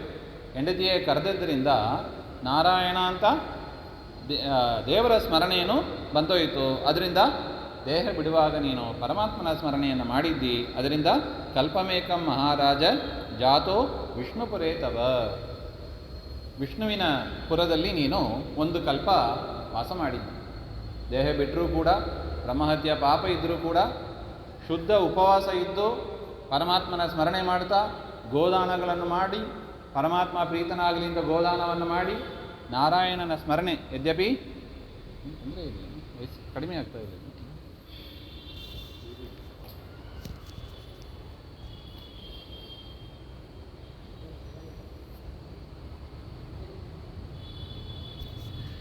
ಜಾತೋ ವಿಷ್ಣುಪುರೇ ತವ. ವಿಷ್ಣುವಿನ ಪಟ್ಟಣದಲ್ಲಿ, ಅಂದರೆ ಇದು ವಿಷ್ಣುವಿನ ಪಟ್ಟಣ ಅಂದರೆ ಮೋಕ್ಷ ಹೊಂದಿದರು ಅಂತ ತಿಳಿಬಾರ್ದು. ಅದೇನದು? ಪರಮಾತ್ಮನ ಪುರ ಅಂದರೆ ಅಲ್ಲೂ ಕೂಡ ಎರಡಿದೆ. ಒಂದು ಮುಕ್ತಸ್ಥಾನ, ಇನ್ನೊಂದು ಅಮುಕ್ತ ಸ್ಥಾನ ಅಂತ ಇದೆ. ಮುಕ್ತಸ್ಥಾನದಲ್ಲಿ ಯಾರಿಗೆ ಪ್ರವೇಶ? ಮೋಕ್ಷವನ್ನು ಪಡೆದವರಿಗೆ, ಲಿಂಗದೇಹ ಭಂಗ ಆಗಿ ಯಾರಿದ್ದಾರೋ ಅವರಿಗೆ ಮಾತ್ರ ಪ್ರವೇಶ. ಇನ್ನು ಅಮುಕ್ತ ಸ್ಥಾನ ಇದೆ, ಅಲ್ಲಿ ಸಾಮಾನ್ಯ ವಿಷ್ಣು ಭಕ್ತರು ಹೋಗಿ ಬರ್ತಾರೆ. ಅಂಥ ಸ್ಥಾನದಲ್ಲಿ ನೀನಿದ್ದಿ. ಅಹಂಚ ತವ ದೇಹಸ್ಥಃ. ಆಗ ನಾನು ನಿನ್ನ ಶರೀರದಲ್ಲಿ ಪ್ರವೇಶ ಮಾಡಿದ್ದೆ. ಅದರಿಂದ ಸರ್ವಂ ಜಾನಾಮಿ ಚ ಅಕ್ಷಯಂ. ನಿನ್ನ ವೃತ್ತಾಂತ ಎಲ್ಲವೂ ನನಗೆ ಗೊತ್ತು. ಬ್ರಹ್ಮಗ್ರಹೋ ಮಹಾಘೋರ ಪೀಡೆಯಾಮೀತಿ ಮೇಮತಿ. ನಾನು ಯಾಕೆ ನಿನ್ನ ಶರೀರದಲ್ಲಿ ಪ್ರವೇಶ ಮಾಡಿದೆ? ಬ್ರಹ್ಮದ್ರೋಹ ಮಾಡಿದ್ದಿ, ಅದರಿಂದ ನಿನಗೆ ಪೀಡೆ ಕೊಡಬೇಕು ಅಂತಲೇ ನಾನು ನಿನ್ನಲ್ಲಿ ಪ್ರವೇಶ ಮಾಡಿದ್ದು. ನೋಡಿ, ದೇವರ ಸಿಸ್ಟಮ್ ಇದು. ದೇವರ ಸಿಸ್ಟಮ್ ಏನು? ತನ್ನ ಭಕ್ತರನ್ನು ಅವರೇನೋ ಪಾಪ ಮಾಡಿರ್ತಾರೆ, ತಪ್ಪು ಮಾಡಿರ್ತೀವಿ, ಆದರೂ ಕೂಡ ದೇವರೇನು ಮಾಡ್ತಾನೆ? ಶಿಕ್ಷೆ ಆಗಬೇಕು. ನೋಡಿ, ಕರ್ಮಕ್ಕೆ ಫಲ ಅನುಭವಿಸಲೇಬೇಕು. ಅದು ಯಾರಿಗೂ ಬಿಟ್ಟದ್ದಲ್ಲ. ಮಹಾದೇವತೆಗಳಿಗೂ ಕೂಡ ಕರ್ಮದ ಒಂದು ಭೋಗ ಇದ್ದೇ ಇರ್ತದೆ. ಅದು ಓಂ ಉಪಮರ್ದಂ ಚ ಓಂ ಅಂತ ಹೇಳ್ತಾರೆ ಸೂತ್ರದಲ್ಲಿ. ವೇದವ್ಯಾಸರು ಹೇಳುವಾಗ ಯಾರು ಭಗವದ್ಭಕ್ತರಾಗಿದ್ದಾರೋ ಅವರಿಗೆ ಆ ದುಃಖ ಏನಾಗ್ತದೆ? ಸ್ವಲ್ಪ ಕಡಿಮೆ ಮಾಡ್ತಾನಂತ ದೇವರು.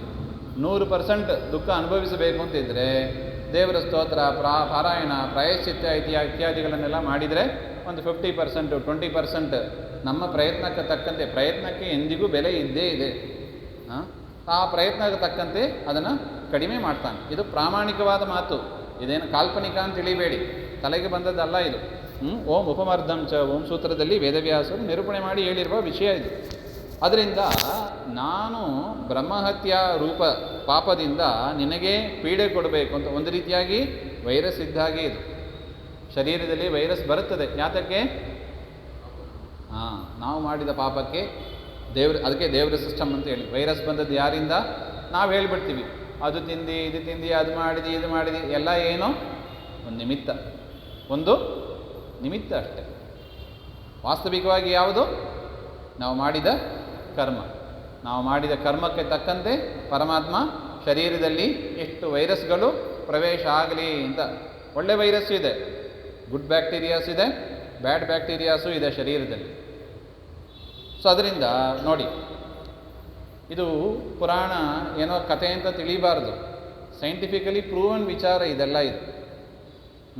ಸೊ ಅದರಿಂದ ನಾನು ನಿನ್ನ ಶರೀರದಲ್ಲಿ ಪ್ರವೇಶ ಮಾಡಿದ್ದೆ, ನಿನ್ನ ವಿಷಯ ಎಲ್ಲ ನನಗೆ ಗೊತ್ತು, ನೀನು ವಿಷ್ಣು ಲೋಕದಲ್ಲಿ ಇದ್ದಿ, ನಿನಗೆ ಪೀಡೆ ಕೊಡಬೇಕಂದ್ರೆ ನಾನು ನಿನ್ನಲ್ಲಿ ಪ್ರವೇಶ ಮಾಡಿದ್ದು. ಆದರೆ ಪುಣ್ಯಾತ್ಮ ನೀ ಎಲ್ಲಿ ಹೋಗ್ಬಿಟ್ಟು ಏಕಾದಶಿ ವ್ರತ ಮಾಡಿ ನೀನು ವಿಷ್ಣು ಲೋಕಕ್ಕೆ ಹೋಗ್ಬಿಟ್ಟು ನಾನೇನು ಮಾಡಲಿಕ್ಕಾಗಿಲ್ಲ. ಅಲ್ಲಿ ಏನಾಯಿತು ನೋಡಿ, ದೇವರ ಅನುಗ್ರಹ ನೋಡಿ. ಏಕಾದಶಿ ಮಾಡಿದ್ದು ವ್ಯರ್ಥ ಆಗೋದಿಲ್ಲ ನೋಡಿ. ತಾವದ್ ವಿಷ್ಣೋಸ್ತು ಪುರುಷೈಹಿ ಕಿಂಕರೈಹಿ ಮುಸಲೈರಹಂ ಪ್ರಹೃತಃ. ಅಲ್ಲಿ ಹೋದರೆ ವಿಷ್ಣುವಿನ ಭಕ್ತರು ನನ್ನನ್ನು ಏನು ಮಾಡಿದರು? ಮುಸಲಾಯುಧದಿಂದ ಚೆನ್ನಾಗಿ ಹೊಡೆದು ಬಿಟ್ರು ನನ್ನನ್ನು. ಅದರಿಂದ ನಿನ್ನ ಶರೀರದಲ್ಲಿ ನಾನು ನುಗ್ಲಿಕ್ಕಾಗಿಲ್ಲ. ಸಂಕ್ಷಯಂ ಯಾತಃ, ನಾನು ಸತ್ತೇ ಹೋದೆ. ಬಂದದ್ದು ಯಾತಕ್ಕೆ? ಪೀಡೆ ಕೊಡಬೇಕು ಅಂತ. ಆದದ್ದೇನು?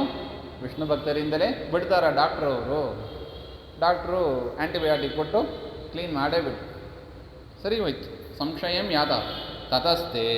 ಆದರೂ ನೋಡಿ ಬಿಟ್ಟಿಲ್ಲ. ಏನು ಮಾಡಿದ ಅವನು? ತತಸ್ಥೆ ರೋಮಕೂಪತಃ. ನಿನ್ನ ರೋಮಕೂಪದಲ್ಲಿ ನಾನು ಸೇರಿಕೊಂಡೆ. ಹೊಟ್ಟೆ ಒಳಗೆ ಇರಲಿಕ್ಕಾಗಿಲ್ಲ. ಎಲ್ಲಿ ಸೇರಿಕೊಂಡೆ? ರೋಮಕೂಪದಲ್ಲಿ, ನಿನ್ನ ಚರ್ಮದಲ್ಲಿ ನಾನು ಸೇರಿಕೊಂಡೆ. ಹಾಗೆ ಅಂತ ಯಾರು ಹೇಳುವ ಮಾತಿದು? ವ್ಯಾದ. ಯಾರ ಹತ್ರ? ವಸುರಾಜನ ಹತ್ರ ಹೇಳುವ ಮಾತು ಮರಿಬಾರ್ದು. ಸ್ವರ್ಗಸ್ಥಸ್ಯಾಪಿ ರಾಜೇಂದ್ರ ಸ್ಥಿತೋಹಂ ಸ್ವೇನ ತೇಜಸ. ಆಮೇಲೆ ನೀನು ಸ್ವರ್ಗಕ್ಕೆ ಬಂದು ಅಲ್ಲೂ ಕೂಡ ನಾನು ತೇಜಸ್ಸಿನಿಂದ ಕೂಡಿದವನಾಗಿ ನಿನ್ನಲ್ಲೇ ನಾನಿದ್ದೆ. ತಥೋ ಅಹಕಲ್ಪ ನಿರ್ವೃತೆ ರಾತ್ರಿ ಕಲ್ಪೇಶ ಸತ್ತಮ. ಬ್ರಹ್ಮದೇವರ ದಿನಕಲ್ಪ ಮುಗೀತು, ಬ್ರಹ್ಮದೇವರ ರಾತ್ರಿ ಕಲ್ಪವು ಮುಗೀತು. ಅಂದರೆ ಬ್ರಹ್ಮದೇವರ ಒಂದಿನ ಮುಗೀತು ಅಂತ, ಡೇ ಆ್ಯಂಡ್ ನೈಟ್ ಮುಗೀತು. ಇದಾನಿ ಆದಿಸೃಷ್ಟವು. ಅದು ಪ್ರಳಯ ಕಾಲ. ಮನ್ವಂತರ ಪ್ರಳಯ ಅಂತ ಕರೀತಾರೆ. ಮನ್ವಂತರ ಮುಗಿದ ಮೇಲೆ ಬರತಕ್ಕ ಒಂದು ಪ್ರಳಯ. 14 ಮನ್ವಂತರ ಮುಗಿದ ದಿನಕಲ್ಪ ಪ್ರಳಯ. ಅದಾದ ಮೇಲೆ ಆದಿಸೃಷ್ಟಿ ಆಯಿತು. ತಿರ್ಗಾ ಮತ್ತೆ ಮೊದಲನೇ ಮನ್ವಂತರ ಬಂತು.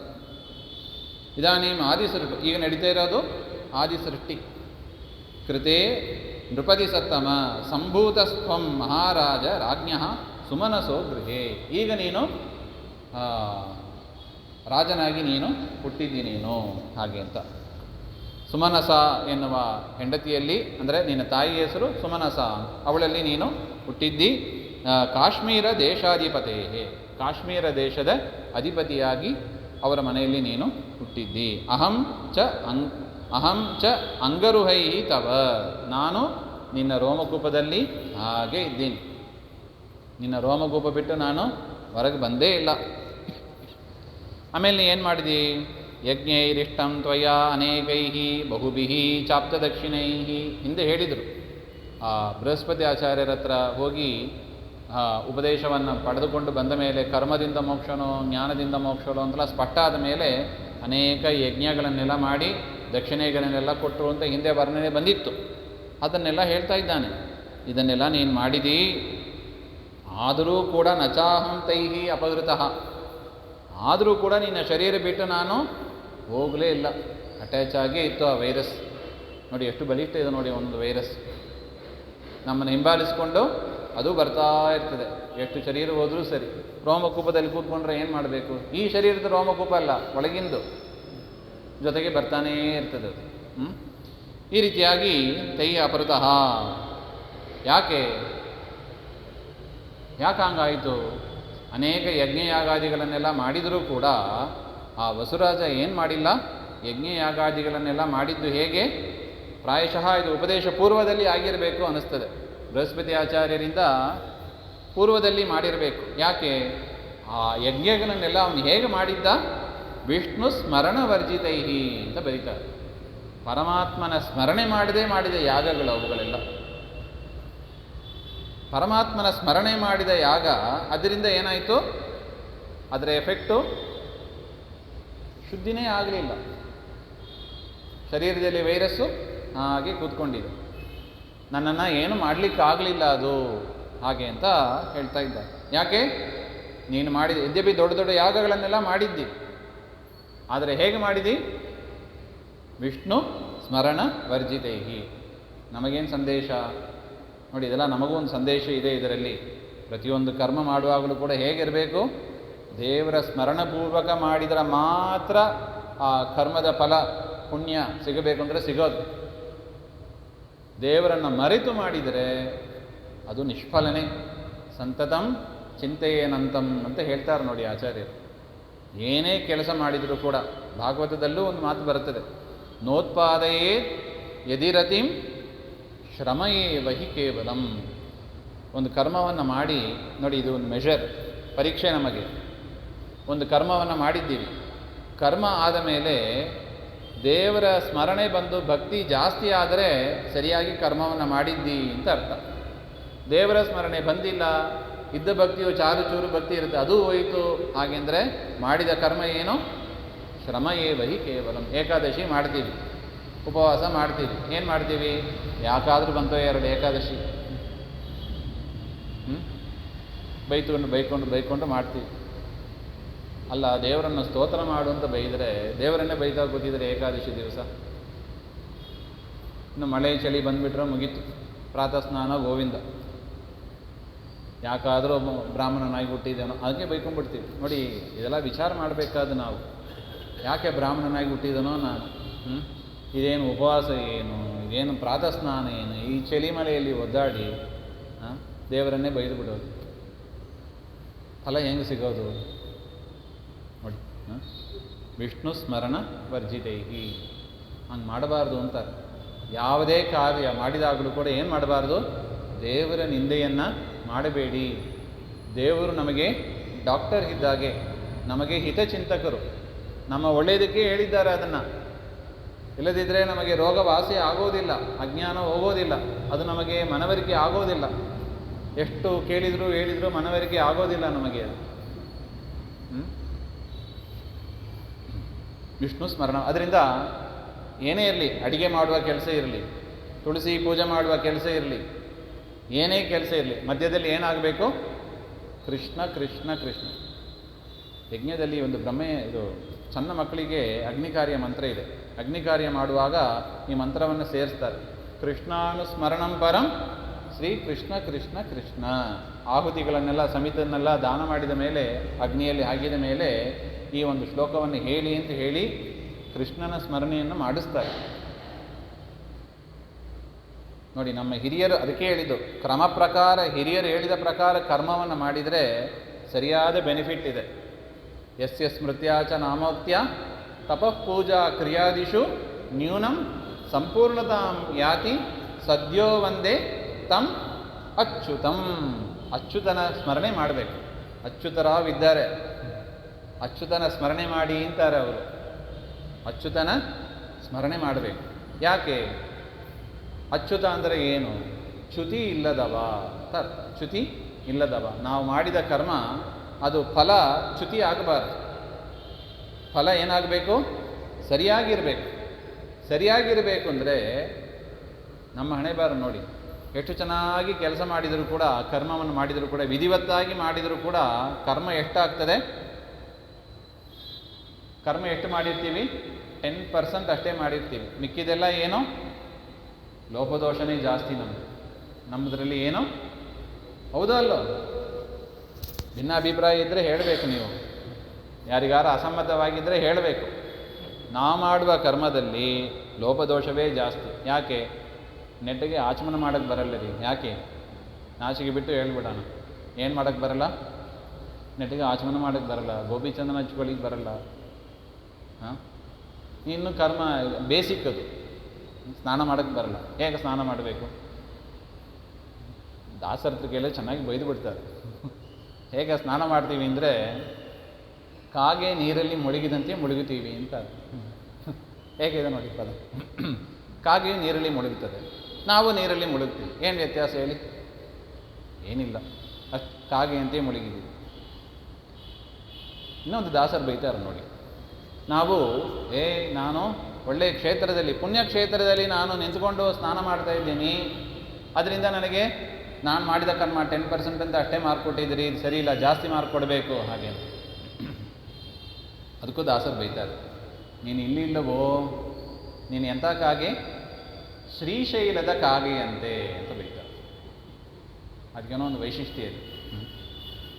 ಈ ಕಾಗೆ ಎಲ್ಲಿದ್ದರೆ ಏನು? ಶ್ರೀಶೈಲದಲ್ಲಿ ಇದ್ದರೆ ಏನು, ಬದ್ರಿಯಲ್ಲಿ ಇದ್ದರೆ ಏನು? ಅದು ಕಾಕ ಚಂಡಾಳ ಪಕ್ಷಿ. ಅದು ಹೆಸರು ಹೇಳಿದ್ರೇ ಚಂಡಾಳತ್ವ, ಅಷ್ಟು ಪಾಪಿಷ್ಟ ಅದು. ಅದರಿಂದ ನಾವು ಹಾಗೆ. ಯಾಕೆ? ಪಾಪವನ್ನು ತುಂಬಿಸಿ ತುಂಬಿಸಿ ತುಂಬಿಸಿ ಜೋಪಾನವಾಗಿ ಸ್ಟಾಕ್ ಮಾಡಿ ಇಟ್ಕೊಂಡಿರ್ಬೋದು. ನಮ್ಮ ಓಟೆ ಉದ್ದಿ ಯಾರಿಗೆ ಬೀಳ್ತದೆ? ಕಲಿಗೆ ಬೀಳ್ತದೆ. ನಮ್ಮೊಳಗಿದ್ದು ಗೆಲ್ಲೋದು ಯಾರು? ಕೌರವರು. ನೀನು ನೋಡಿದ್ದೀವಿ ಇದೆಲ್ಲ. ಸೊ ಅದರಿಂದ ನಮ್ಮಲ್ಲಿ ಪಾಪ ತುಂಬಿರುತ್ತದೆ. ನಾನು ಸ್ನಾನ ಮಾಡಿದೆ ಹಾಗೆಂದರೆ ಏನರ್ಥ? ನಗ್ತಾ ಇರ್ತಾನಂತ ದೇವರು. ಏನು ಸ್ನಾನ ಮಾಡಿದೆಯೋ ನೀನು? ನನ್ನ ಸ್ಮರಣೆ ಇಲ್ಲದೆ ಸ್ನಾನ, ದೇವರ ಸ್ಮರಣೆ ಇಲ್ಲದೆ ಸ್ನಾನ, ದೇವರ ಸ್ಮರಣೆ ಇಲ್ಲದೆ ಗೋಪಿಚಂದನ, ದೇವರ ಸ್ಮರಣೆ ಇಲ್ಲದೆ ಆಚಮನ. ನೋಡಿ, ಯದ್ಯಪಿ ಏನಿದೆ ಆಚಮನದಲ್ಲಿ ಪೂರ್ತಿ ದೇವರ ಹೆಸರೇ ಇದೆ, ಆದರೂ ಮನಸ್ಸು ಎಲ್ಲಿ ಇರುತ್ತದೆ? ಗೋವಿಂದ. ಇದು ನಮ್ಮ ಪರಿಸ್ಥಿತಿ. ಅಂಥ ಕರ್ಮಗಳನ್ನು ಮಾಡಿ ನಮಗೆ ಸದ್ಗತಿ ಆಗಬೇಕು ಅಂದರೆ ದೇವರು ಹೇಗೆ ಕೊಟ್ಟಾನು? ಅದಕ್ಕೂ ದಾಸರು ಉತ್ತರ ಕೊಟ್ಟು ಬಿಟ್ಟಿದ್ದಾರೆ. ಏನಂತ?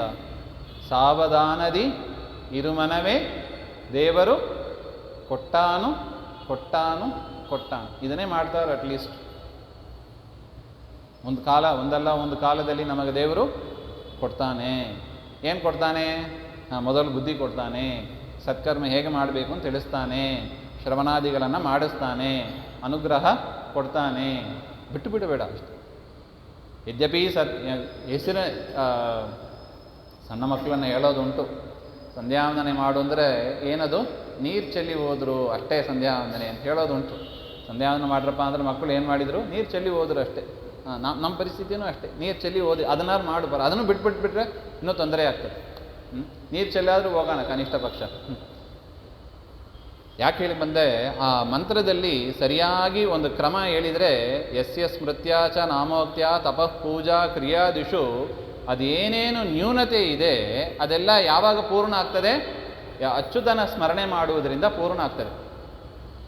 ದೇವರಿಗೆ ನಾವು ಫಲವನ್ನು, ಕರ್ಮವನ್ನು ಹೇಗೆ ಸಮರ್ಪಣೆ ಮಾಡಬೇಕು?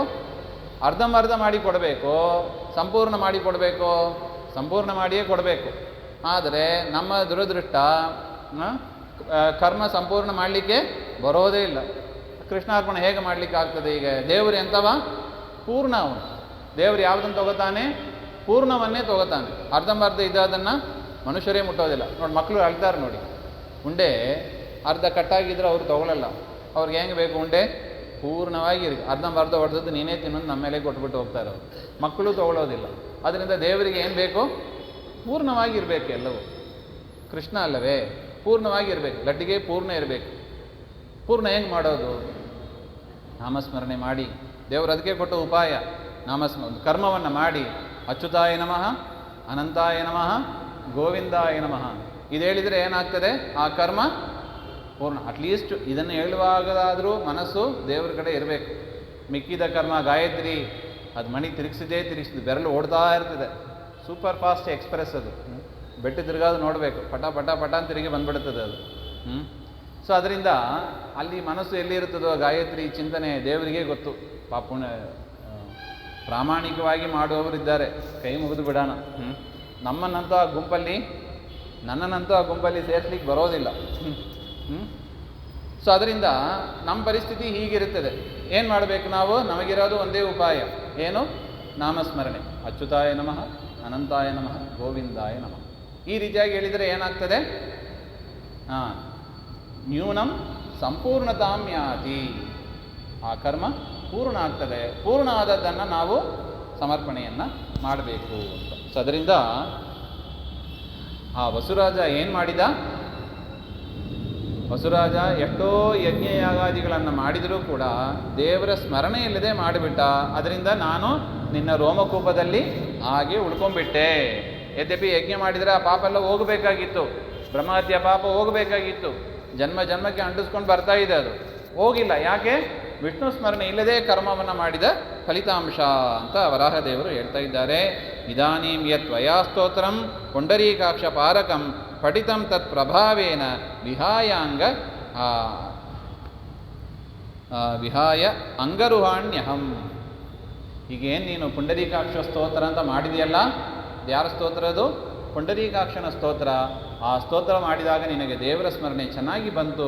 ಆ ಸ್ತೋತ್ರದ ಪ್ರಭಾವದಿಂದ ನಾನು ನಿನ್ನನ್ನು ಬಿಡಬೇಕಾದ ಪ್ರಸಂಗ ಬಂತು, ನಾನು ಹೊರಗೆ ಬಂದೆ. ನೋಡಿ, ಒಂದು ಸಣ್ಣ ಸ್ತೋತ್ರದ ನಾವು ಇರೋದು 4 ಲೈನ್ ಇದೆ, ಅದಷ್ಟೇ, ಭಾರಿ ದೊಡ್ಡದಲ್ಲ ಅದು. ಆದರೆ ಯಾರ ಸ್ತೋತ್ರ ಅದು? ಸರ್ವೋತ್ತಮನ ಸ್ತೋತ್ರ. 2 ಲೈನು. ಕೃಷ್ಣಾಯ ವಾಸುದೇವಾಯ ಹರಯೇ ಪರಮಾತ್ಮನೆ ಪ್ರಣತ ಕ್ಲೇಶನಾಶಾಯ ಗೋವಿಂದಾಯ ನಮೋ ನಮಃ. 2 ಲೈನ್ ಸ್ತೋತ್ರ ಅದು. ಆದರೆ ಬೆಳಿಗ್ಗೆಯಿಂದ ರಾತ್ರಿ ತನಕ ಇದೊಂದನ್ನೇ ಹೇಳ್ತಾ ಕೂಡ್ಬೋದು ನಾವು. ಆದರೂ ಹೇಳ್ತೀವಾ? ಇನ್ನು ಮುಂದಾದರೂ ಹೇಳಬೇಕು ನಾವು. ಏನೋ ಸಣ್ಣ ಸ್ತೋತ್ರ, ಏನೋ ಉಪಯೋಗ ಇಲ್ಲ ತಿಳಿಬೇಡಿ. ಏನೇ ಕೃಷ್ಣಾಯ ವಾಸುದೇವಾಯ ದೇವಕೀನಂದನಾಯ ಚ ನಂದಗೋಪಕುಮಾರಾಯ ಗೋವಿಂದಾಯ ನಮೋ ನಮಃ. ಅದರ ಅರ್ಥವೂ ಗೊತ್ತಿದೆ ನಿಮಗೆ. ಸಾಮಾನ್ಯ ಅರ್ಥ ಅದು, ಸುಲಭದಲ್ಲಿ ಇದೆ ಅದು. ಹೇಳೋದಕ್ಕೆ ಕಷ್ಟ ನಮಗೆ, ಮನಸ್ಸು ಕೊಡೋದೇ ಇಲ್ಲ. ಹೋಗುವಾಗ, ಬರೆಯುವಾಗ, ಮೆಟ್ಲತ್ತುವಾಗ ಈ ಸ್ತೋತ್ರವನ್ನು ಯಾಕೆ ಹೇಳೋದಿಲ್ಲ ನಾವು? ಯಾಕೆ ಹೇಳೋದಿಲ್ಲ ಹೇಳಿ? ಮನಸ್ಸು ಯಾಕೆ ಹೇಳೋದಿಲ್ಲ? ಮನಸ್ಸು ಯಾಕೆ ಇಲ್ಲ? ಮನಸ್ಸು ಎಲ್ಲಿ ಹೋಯಿತು? ಅಲ್ಲ, ನಮಗೆ ದೇವರು ಸರ್ವೋತ್ತಮ ಅಂತ ಬಾಯಿಂದ ಹೇಳ್ತೀವಿ, ಆದರೆ ಮನಸ್ಸಾಗಿ ಒಪ್ಪಿದ್ದೀವಾ?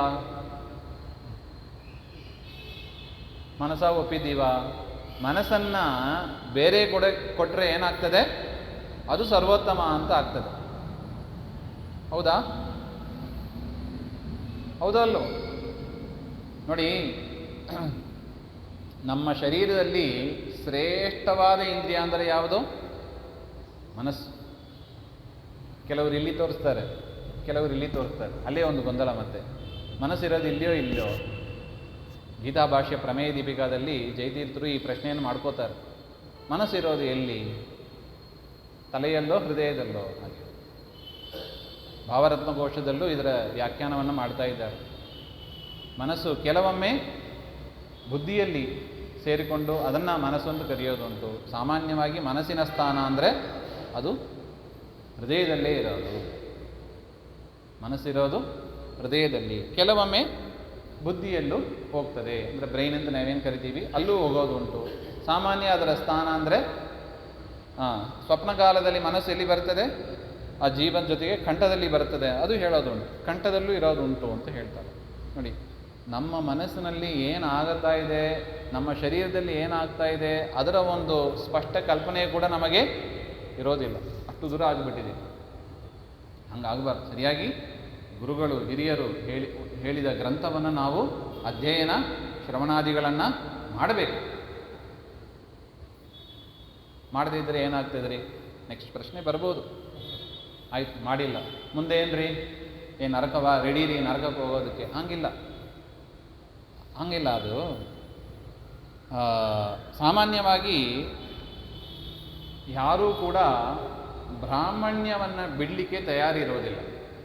ನಾನು ಇದು ಒಂದು ರೀತಿಯಾದ ಪ್ರಮೋಷನ್ ಸಿಕ್ಕಿದಾಗೆ. ಇದು ಈ ಮಾನವ ಜನ್ಮ ದೊಡ್ಡದು, ಅದರಲ್ಲಿ ಬ್ರಾಹ್ಮಣ ಜನ್ಮ ಇನ್ನೂ ದೊಡ್ಡ ಪೊಸಿಷನ್. ಅದು ಬರೋದೇ ದುರ್ಲಭ. ಅದರಲ್ಲಿ ವಿಷ್ಣು ಉತ್ತಮ ಸರ್ವೋತ್ತಮ ಅಂತ ತಿಳಿಯೋದು ಇನ್ನೂ ದುರ್ಲಭ. ಈಗ ಆ ಬ್ರಾಹ್ಮಣ್ಯ ಉಳಿಸ್ಕೊಳ್ಳೋದಕ್ಕೆ ಏನು ಮಾಡ್ತೀವಿ ನಾವು?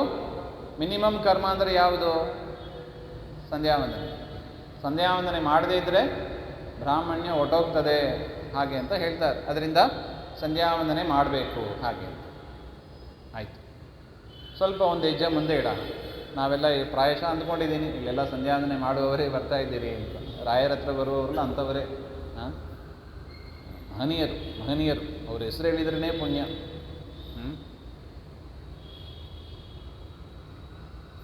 ಬ್ರಾಹ್ಮಣ ಬರೆದ ಗ್ರಂಥವನ್ನು ಓದಬೇಕು, ಬ್ರಾಹ್ಮಣ ಇತರರು ಬರೆದ ಗ್ರಂಥವನ್ನು ಓದಬೇಕು.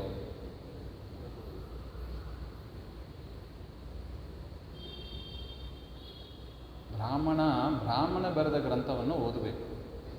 ಮಿಕ್ಕಿದನ್ನು ಓದಾನ, ನಮ್ಮ ಹಣೆ ಬರ ಏನು ಮಾಡೋದು ಅಂತ.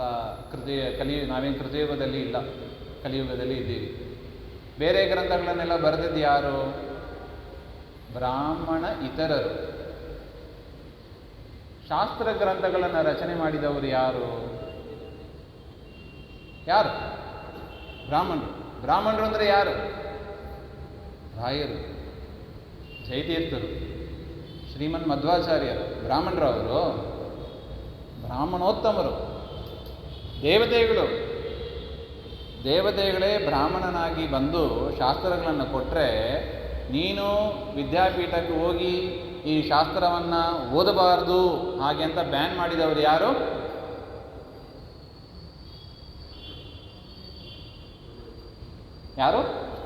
ಬ್ರಾಹ್ಮಣರೇ. ಬ್ರಾಹ್ಮಣರ ಗ್ರಂಥವನ್ನು ಓದಬಾರ್ದು ಅಂತ ಬ್ಯಾನ್ ಮಾಡಿದವರು ಯಾರು? ಹೌದಾ? ನಿಮ್ಮ ಮಕ್ಕಳು, ನಿಮ್ಮ ಮೊಮ್ಮಕ್ಕಳು, ಗೊತ್ತಿಲ್ಲ ಪರಿಸ್ಥಿತಿ ಹೇಗೆ ಅಂತ. ಆದರೆ ಶೋಚನೀಯ ಪರಿಸ್ಥಿತಿ. ಬ್ರಾಹ್ಮಣರ ಗ್ರಂಥಗಳನ್ನು ಓದಬಾರದು ಅಂತ ಬ್ಯಾನ್ ಮಾಡುವವರು ಬ್ರಾಹ್ಮಣರು.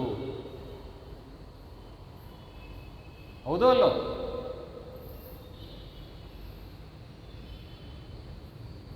ಹೇಗೆ ಉದ್ಧಾರ ಆಗೋದು? ನಿಜವಾಗ್ಲೂ ಬ್ರಾಹ್ಮಣರ ನಾವು? ಎಲ್ಲಿ ಬ್ರಾಹ್ಮಣ ಅಂತ ಯಾವುದೋ ಒಂದು ಬುಕ್ಕೇ ಇದೆ. ಎಲ್ಲಿ ಬ್ರಾಹ್ಮಣ? ದೊಡ್ಡ ಕ್ವಶನ್ ಮಾರ್ಕ್ ಅದು ಅಲ್ವಾ? ಎಂಥ ಮಹನೀಯರ್ರಿ. ಸುಮಧು ವಿಜಯ ನೋಡ್ಬೇಕಲ್ಲಿ.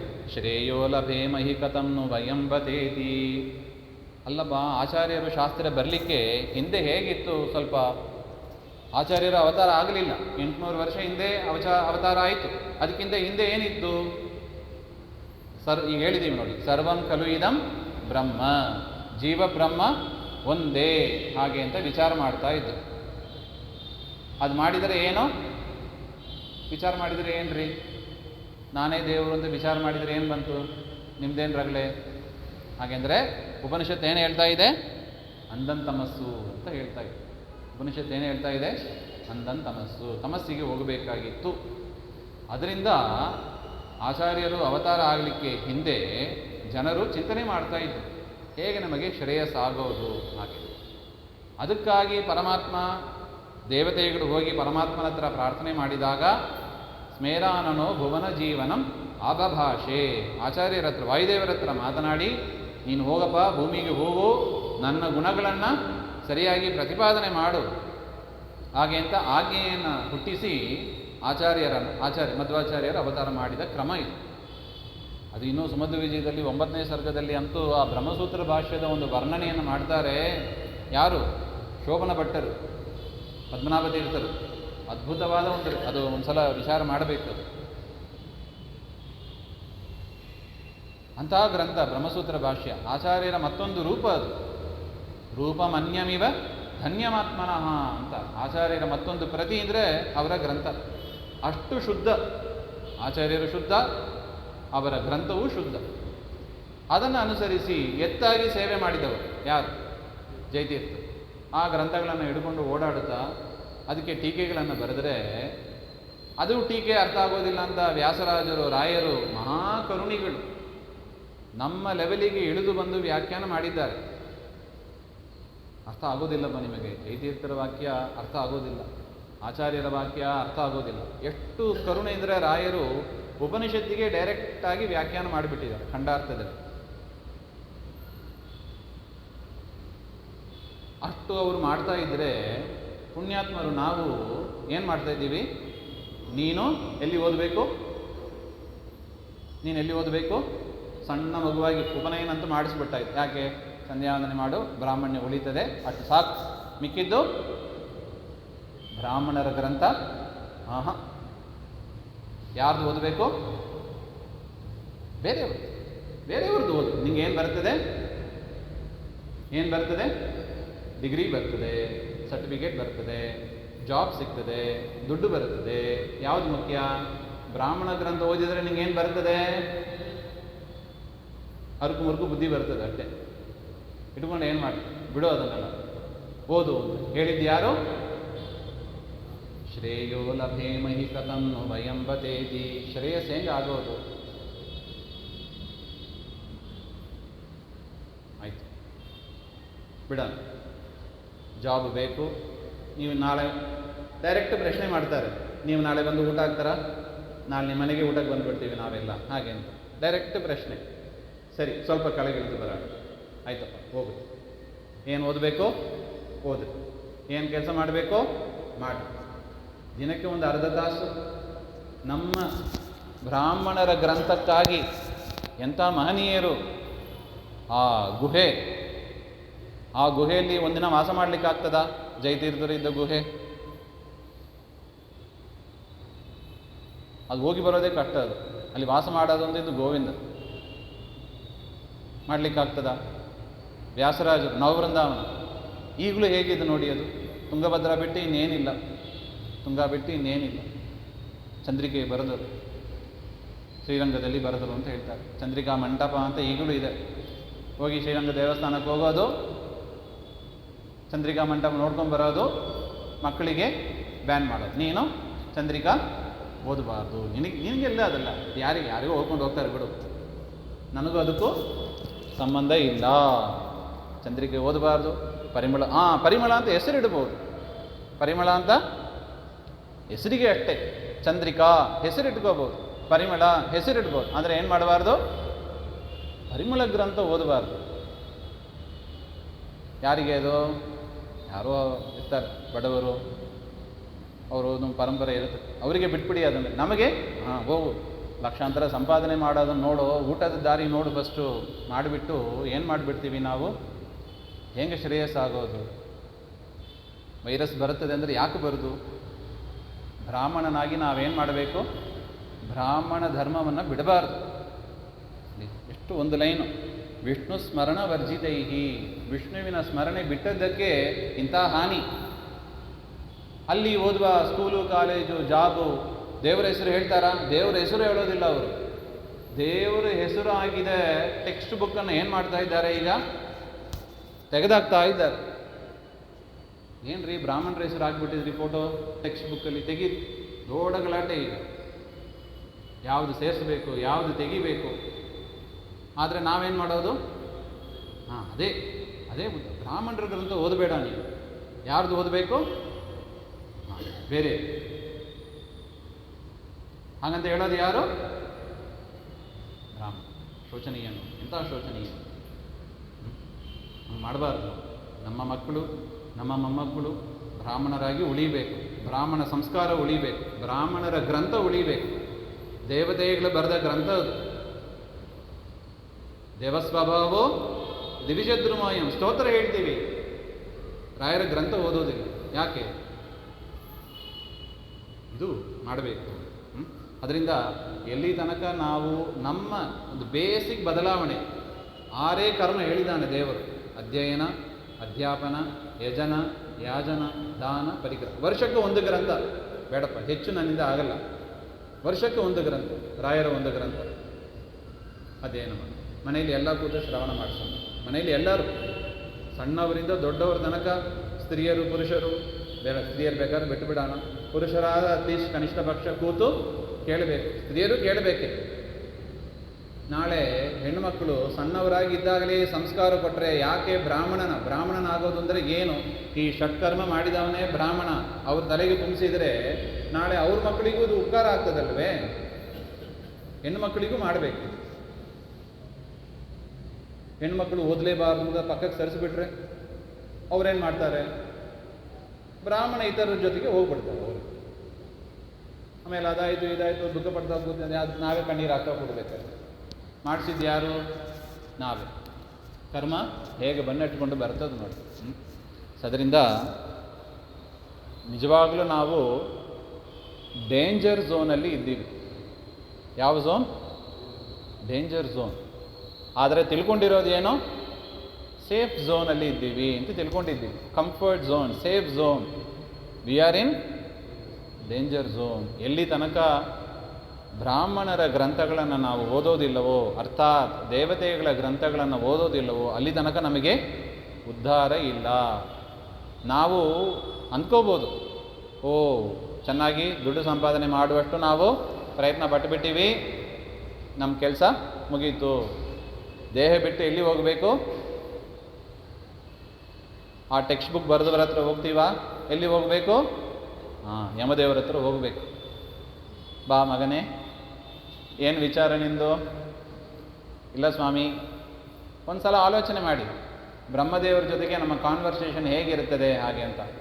ಯಾಕೆ ರಾಯರ ಗ್ರಂಥ ಓದಿಲ್ಲ ಅಂತ ಕೇಳ್ತಾರೆ. ಹರಿಕಥಾಮೃತ ಸಾರ ಯಾಕೆ ಓದಿಲ್ಲ? ರಾಯರ ಗ್ರಂಥ ಯಾಕೆ ಓದಿಲ್ಲ? ಏನು ಉತ್ತರ? ನಿನ್ನ ಮಕ್ಕಳು ಕೊಟ್ಟಿಲ್ವಾ? ನಿನಗೆ ಮಕ್ಕಳು ಕೊಟ್ಟಿಲ್ಲವಾ? ದೇವರು ಕೊಟ್ಟಿಲ್ಲವಾ? ಯಾಕೆ ಓದಿಸಿಲ್ಲ? ಬ್ರಾಹ್ಮಣ ಜನ್ಮ ಕೊಟ್ಟಿಲ್ಲವಾ? ಆದರೆ ಜನ್ಮ ಯಾವ ಇದು ನೋಡಿ ಬ್ಯೂಟಿ. ಮುಂದಿನ ಜನ್ಮ ಯಾವುದು ಬೇಕು ನಿಮಗೆ? ಬ್ರಾಹ್ಮಣ ಜನ್ಮವೇ ಬೇಕು. ಹೌದಾ? ಬೇರೆ ಹುಟ್ಲಿಕ್ಕೆ ತಯಾರಿದ್ದೀವಾ? ಇಲ್ಲ. ಯಾವುದು ಬೇಕು? ಓದಬೇಕು. ಆದರೆ ಬ್ರಾಹ್ಮಣರ ಗ್ರಂಥ ಓದು. ಬ್ರಾಹ್ಮಣರಿಂದ ಹೋಮ ಯಜ್ಞಯಾಗ ಇಲ್ಲ, ಅಧ್ಯಯನ ಅಧ್ಯಾಪನ ಇಲ್ಲ, 4 ಕರ್ಮ ಡಮಾರ್. ಆದರೆ ಯಾವುದು ಬೇಕು? ಬ್ರಾಹ್ಮಣನಾಗಬೇಕು. ಯಾಕೆ ಕೊಡ್ತಾನೆ ದೇವರು? ಯಾಕೆ ಕೊಡಬೇಕು ದೇವರು? ಏನಾಗಿ ಹುಟ್ಟಿಸ್ತಾನೆ? ಮುಂದಿನ ಜನ್ಮ ಏನು? ಇಲಿಯಾಗಿ ಹುಟ್ಟಿಸ್ಬೇಕು ರೀ. ಏನಾಗಿ? ಹೊಟ್ಟೆ ಉರಿದೋಗ್ತದೆ ರೀ ನಿಜವಾಗ, ಅಲ್ವಾ? ಯಾಕೆ ಬ್ರಾಹ್ಮಣನಾಗಿ ಹುಟ್ಟಿ ಏನು ಮಾಡಬೇಕು? ಏನು ಮಾಡಿದ್ದೀವಿ ನಾವು ಬ್ರಾಹ್ಮಣನಾಗಿ ಹುಟ್ಟಿ? ಅಲ್ಲ, ಸಂಧ್ಯಾವಂದನೆ ಮಾಡಿದ್ದಾನೆ ಅಂತ ಅದೇ ದೇವರು. ಮತ್ತೆ ಕರುಣೆ. ನಾವಾಗಿದ್ದರೆ ಏನು ಮಾಡಿರ್ತೀವೋ ಗೊತ್ತಿಲ್ಲ. ದೇವರು ಕರುಣಾಶಾಲಿ, ಎಷ್ಟು ಕರುಣಾ ಸಮುದ್ರ ಅಂತ ವರ್ಣನೆ ಮಾಡ್ತಾರೆ. ಸಂಧ್ಯಾವಂದನೆ ಮಾಡಿದ್ಯಾ? ಆಯ್ತಪ್ಪ, ನಿಮಗೆ ಬ್ರಾಹ್ಮಣನಾಗಿ ಹುಟ್ಟಿಸ್ತೀನಿ ಮತ್ತೆ ಹಾಗೆ ಅಂತ ಕರುಣೆ ತೋರಿ ಮತ್ತೆ ನಮ್ಮನ್ನು ಹುಟ್ಟಿಸ್ಬೇಕು ಹಾಗೆ. ಆದರೆ ನಾವು ಅದನ್ನು ಏನು ಮಾಡಬಾರ್ದು? ಅಡ್ವಾಂಟೇಜ್ ಆಗಿ ಅದನ್ನು ತಗೋಬಾರ್ದು. ನಾವು ನಮ್ಮಿಂದ ಆದ ಪ್ರಯತ್ನ, ನಮ್ಮ ಧರ್ಮವನ್ನು ಉಳಿಸುವ ಪ್ರಯತ್ನ ನಾವು ಮಾಡಲೇಬೇಕು. ಇಲ್ಲದಿದ್ದರೆ ಅನೇಕ ಜನ್ಮಗಳಾದ ಮೇಲೆ ಒಂದಲ್ಲ ಒಂದಿನ ಇದೇ ನಾವು ಕಂಟಿನ್ಯೂ ಮಾಡ್ತಾ ಇದ್ದರೆ ಎಚ್ಚೆತ್ತು ಇರುಕಂಡ್ಯ ಮನವೇ ಅಚ್ಯುತಾನಂಗ್ರಿಯ ನೆನೆ ಕಂಡ್ಯ. ಆಪ್ಷನಲ್ ಅಲ್ಲ, ಖಂಡ್ಯ ಶಬ್ದ ಇದೆ ನೋಡಿ, ಮ್ಯಾಂಡೇಟ್ರಿ ಇದು. ಅಚ್ಯುತಾನಂಗ್ರಿಯ ನೆನೆ ಖಂಡ್ಯ ಮನವೇ. ಯಾರಿಗೆ ಸಂಬೋಧನೆ ಮಾಡಿದ್ದು? ಮನಸ್ಸಿಗೆ. ಅದರಿಂದ ಕಣ್ಣಿಂದ ದೇವರನ್ನು ನೋಡಿದೆ, ಕಾಲಿಂದ ಪ್ರದಕ್ಷಿಣೆ ಮಾಡಿದೆ, ಉಪಯೋಗ ಇಲ್ಲ ಅಂತಾರೆ ವಿಜಯದಾಸರು. ಎಚ್ಚೆತ್ತು ಇರುಕಂಡ್ಯ ಮನವೇ, ಮನಸ್ಸೇ ಎಚ್ಚರದಿಂದ ಇರು. ದೇವರನ್ನು ಬಿಟ್ಟರೆ ಇಂಥ ದುರಂತ ಇದೆ. ಬ್ರಾಹ್ಮಣರ ಗ್ರಂಥವನ್ನು ಓದಬೇಕು, ಮರೀಬಾರದು ನಾವು. ಇಷ್ಟು ವಿಚಾರ ಆಯಿತು. ಅದರಿಂದ ಇನ್ನೂ ಸ್ವಲ್ಪ ಇದೆ ಅದು. ಆ ವ್ಯಾಧ ತಾನ್ಯಾಕೆ ಹೊರಗೆ ಬಂದ ಎನ್ನುವ ವಿಚಾರವನ್ನು ಇಷ್ಟು ತನಕ ಹೇಳಿದ್ವಿ. ನೀನೇನು ಆ ಸ್ತೋತ್ರ ಒಂದು ಮಾಡಿದಿ. ಯಾವ ಸ್ತೋತ್ರ? ಪುಂಡರೀಕಾಕ್ಷ ಸ್ತೋತ್ರ ಅಂತ ಏನೋ ಮಾಡಿಬಿಟ್ಟು ನೀನು, ಅದರಿಂದ ನೀವು ಬಚಾವಾದೆ ಹಾಗೆ ಅಂತ ಅಷ್ಟು ವಿಚಾರವನ್ನು ಹೇಳ್ತಾನೆ. ಮುಂದಿನ ವಿಚಾರ ಮತ್ತೆ ನೋಡೋಣ. ಎಸ್ ಸರ್ವಗುಣ ಸಂಪೂರ್ಣ ಸರ್ವದೋಷ ವಿವರ್ಜಿತ ಪ್ರಿಯತಾಂ ಪ್ರೀತೇವಾಲಂ ವಿಷ್ಣುರ್ಮೇ ಪರಮಸೂರತ ಶ್ರೀಮಧ್ವಾಂತರ್ಗತ ಶ್ರೀಕೃಷ್ಣಾರ್ಪಣಮಸ್ತು.